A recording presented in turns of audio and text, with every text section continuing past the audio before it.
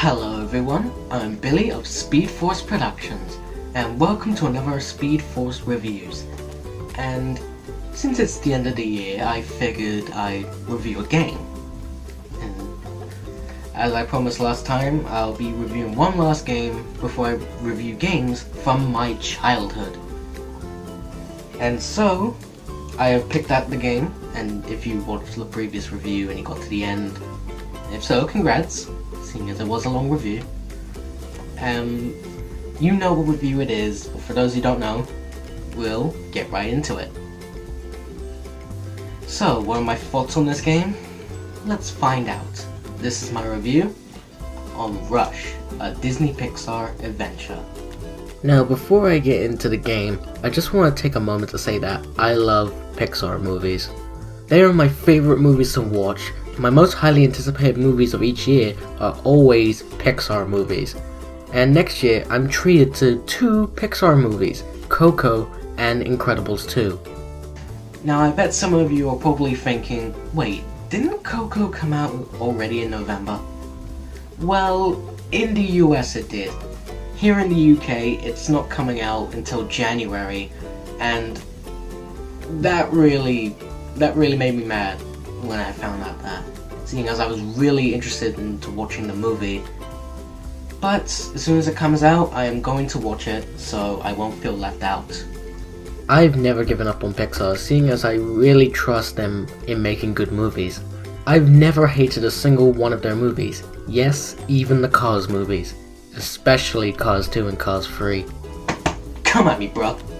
And just like any other movie company, sometimes they get given the chance to make either a TV series, a spin-off, or most common, being video games.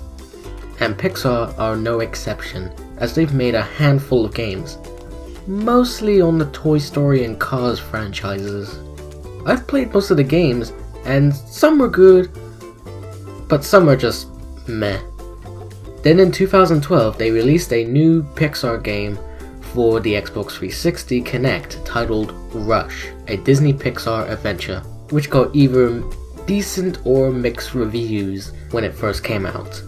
Then on October 31st of 2017, they re-released the game for Xbox One, and this time with the added controller support. Something I want Sonic Free Riders to do at some point. I was interested in playing this game, but I didn't want to use the Kinect, as when I used it while playing Sonic Free Riders, I hurt myself a lot of the time, especially seeing as it's unplayable. So I decided to pass on the game, but when I found out it was on Xbox One with the controller support, I was sold. And so, here we are. Is this game as good as I hoped it would be? Let's find out. So when you boot up the game, you get to create your own character, so you can make either yourself or just some random kid. Then you arrive at the Pixar Studios for a field trip, and you'll get to play around in the park and play with other kids pretending that you're in Pixar adventures of the selected Pixar movies. The choices of Pixar movies you'll get to go to are Toy Story, The Incredibles, Cars, Ratatouille, Up, and the Xbox One exclusive extra being Finding Dory. And when you enter each area to said movie, you'll meet a kid to play along with in the adventure, and they play as a character from said movie. Like if you went into the Toy Story world, the kid could be someone like Woody or Buzz. Or if you went into the Cars world, you could have someone be Mater or Lightning McQueen. Each world you go into, you'll have 3 levels, apart from the Finding Dory one, which only has 2. Something I don't get, why only 2 levels when there should be 3 like the others. So how does each world play out? Well, they're very well structured to make you feel like you're in the Pixar movies. Like actually in the movies. That's something that other games have tried and did pretty well, and some that didn't do so well, which could have done it a little bit better. Yeah, I'm talking about Forces. Oh, speaking of which, I've played the Supersonic DLC. It's alright. I mean, it's obviously better than Sonic Generations, then again, that's not even an achievement. But I still prefer the Sonic Lost World version of it. So if there's anything that each of these worlds share, is the fact that their levels are linear. I'm not a big fan of games that have linear sections or linear levels, but for this game, it kinda makes sense for some of them. Thankfully, there are moments where you have to stop and look around and explore and find something to help you continue through the stage, and that actually saves it. There's even areas in each level where you can only use a certain character that you have unlocked by replaying the level again and again. Thankfully, this game has replay value, so that's a good thing. Now, each area you go to in the park has their own story to them. In the Toy Story area, you have to help the toys get Mr. Pricklepants from Toy Story 3 back to Bonnie, also from Toy Story 3, before her grandmother arrives from the airport. In The Incredibles, the big robot from the movie tries to take over both the island from which it came from and Metropolis, which is the city of The Incredibles. And so each member of the Incredibles family, apart from Jack and Elastigirl, will help you take it down before it's too late. In the Cars world, you first race with Mesa to see if you're willing to be part of Lightning McQueen's team, and then Holly Schiffweld and Finn McNissoff from Cars 2 decide to ask you for help on stopping Professor Sandep from the movie, just to avoid from using random types of bombs and unleashing them into the Cars world.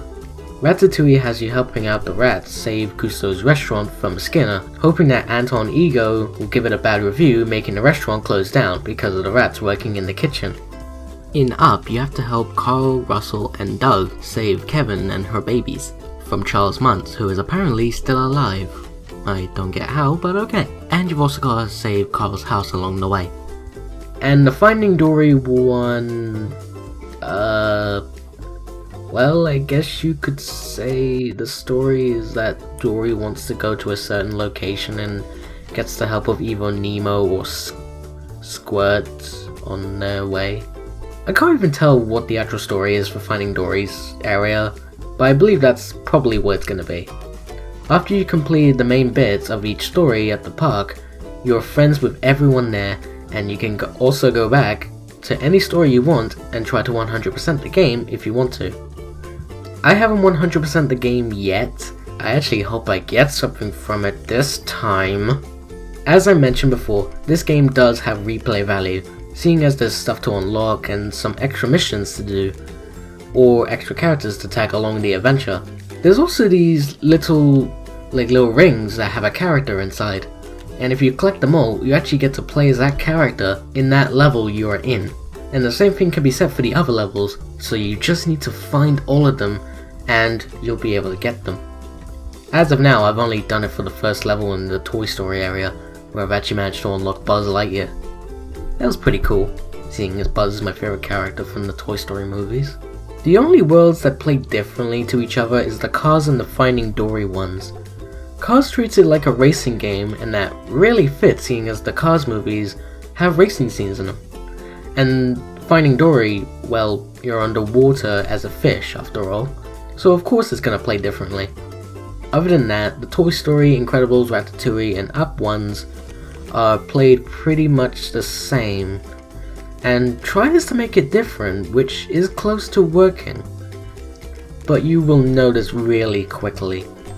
Graphically speaking, the game does look gorgeous, especially since it is trying to make you feel like you are in the Pixar movies, and that's obviously what the game developers were going for with this game, and they did a pretty good job. Although I wish that the kids that you see in the park along with your character looked a little better than this. Like, maybe have it look a little bit more like the characters from Up or something. I don't know.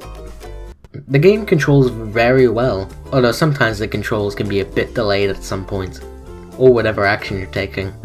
I haven't tried the Kinect option because I don't have an Xbox One Kinect, and I have no clue if the 360 one works on the Xbox One.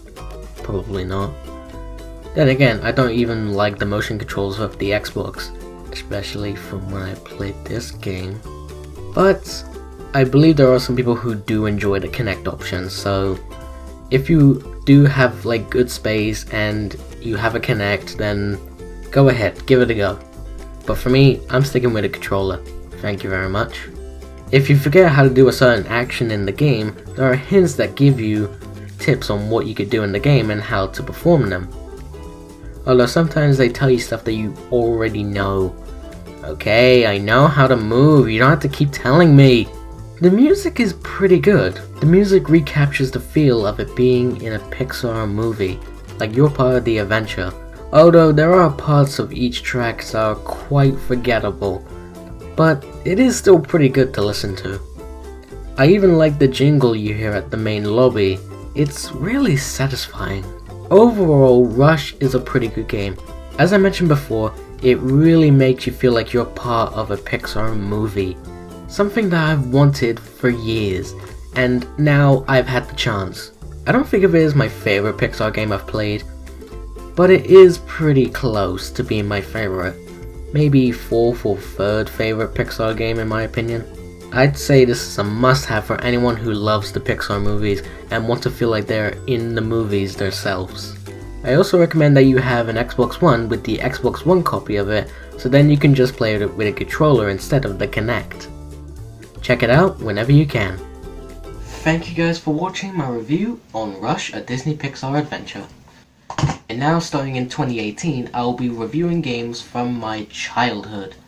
And as you may remember from my Sonic Forces review, I did a straw poll on what games I could review, and I'm going to be reviewing every single one. I'm going to do like the one that has the most votes to the one that has the least amount of votes.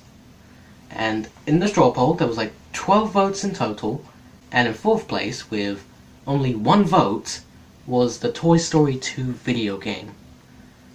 Quite a shame that didn't get many votes. That was actually a really amazing game in my childhood.